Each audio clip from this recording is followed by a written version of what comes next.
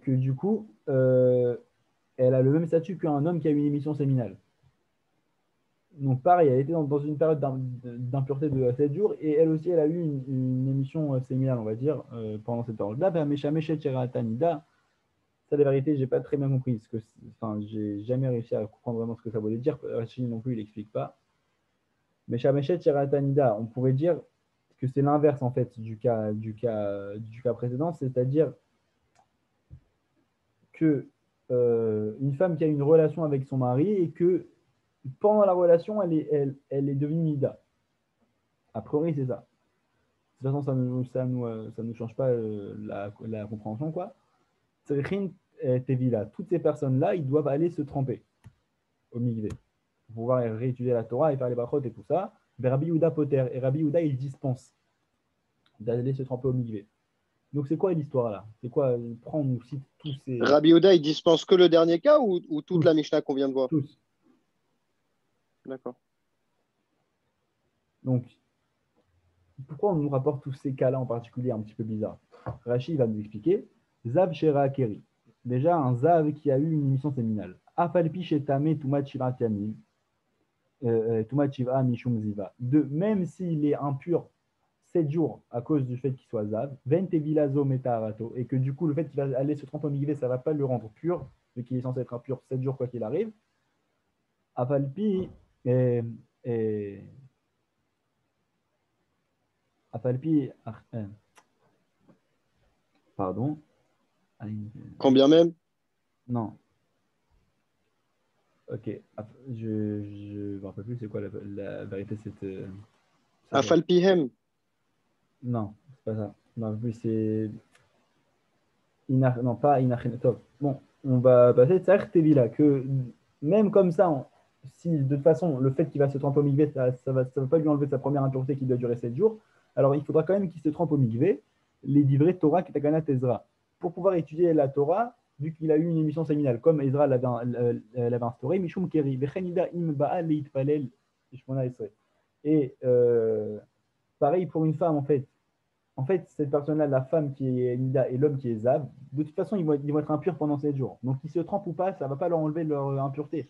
Donc, toi, tu aurais pu te Ça veut, dire. ça veut dire un filouari peut-être? Ouais, exactement, Khazak.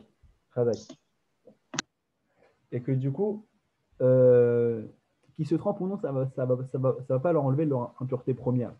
Que du coup, tu aurais pu te dire, si de toute façon, le fait qu'ils se trempent, ça ne va pas leur enlever leur impureté première, alors ils n'ont pas besoin de se tremper. Non, la Mishnah, elle te dit que même comme ça, il faudra qu'ils se trempent pour la deuxième chose. Pour soit l'homme qui a ensuite une émission séminale, soit la femme qui a rejeté de la semence. Parce que après ça, normalement, ils n'ont pas le droit d'étudier la Torah.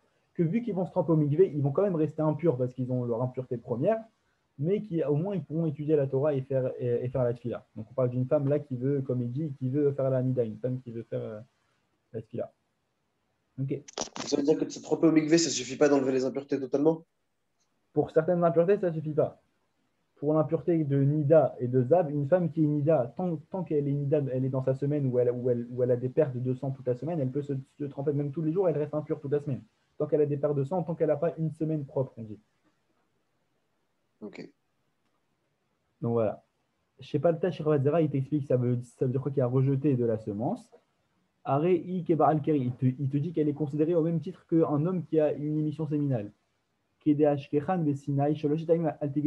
Comme on a vu ça à Matan Torah, au nom de la Torah, Dieu il a dit que c'est Moshe qui a dit au peuple là, dans ce passage-là que personne n'approche de sa femme pendant 3 jours.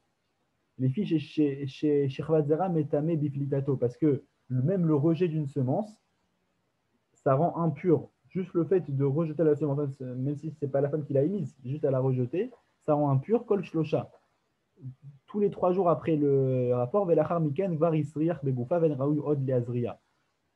Veliot od valad. Et qu'après 3 jours, il s'est dégradé en fait dans le corps de la femme et qu'il n'a plus le pouvoir c'est plus vraiment de la semence parce qu'il n'a plus le pouvoir de créer un enfant après 3 jours. Que du coup, il ne rend plus impur.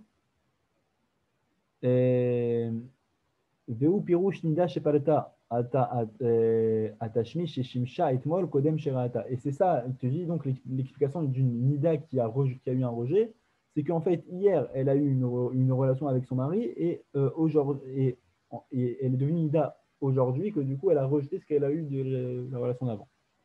Ok. Et on va finir avec le dernier Rashi, Rabbi Yehuda Poter, et Rabbi Yehuda, il dispense à tout cela d'aller au mikvé. Pourquoi?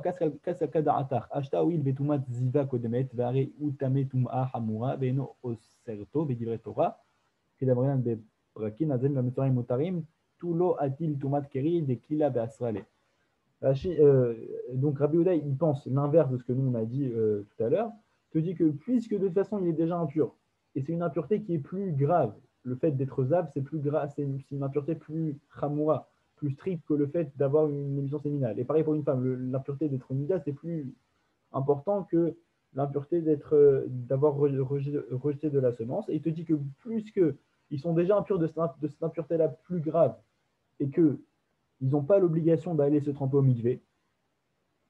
Alors, si maintenant ils ont une autre impureté qui est moins grave, pourquoi tu vas leur demander d'aller se tremper au mikvé? Rabbi Yehuda, il te dit que c'est pas logique. C'est pour ça que pour lui, ces personnes-là n'ont pas besoin d'aller se tremper au mikvé. Après, si je Et peux juste te demander. ils pourront prier. Excuse-moi, ils pourront prier si jamais, même d'après Rabbi Yehuda, si D'après jamais Rabbi Yehuda, ouais, ils ils ont. pourront étudier la Torah et prier sans aucun souci. Et la halakha avec Rabbi Yehuda, juste pour savoir, tu sais. La halakha aujourd'hui, comme je t'ai dit, c'est différent. C'est qu'une femme nida, elle a le droit de prier.